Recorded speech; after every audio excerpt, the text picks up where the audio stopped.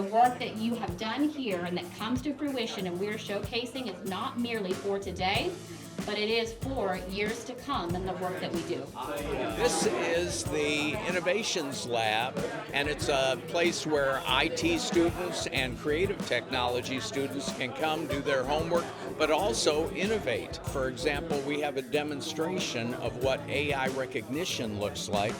We have a RetroPie application, which is 80s video games, and we also have things like a Faraday Room, which is used in law enforcement to protect electronic evidence from any unexpected tampering. And what it means to our students is a whole nother ball game. First of all, it is a good environment for them to come and be a part of the program. We do provide computers, facilities for them to explore and meet with their other fellow students as well. So the space is more than just a computer lab or an innovations lab.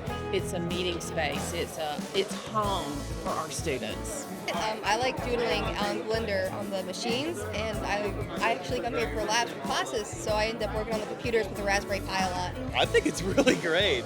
Despite me not being IT, I can definitely see myself coming here with like a toolkit or some of my own programs and just like start working over on one of the computers. We will no longer be the best kept secret in Oklahoma.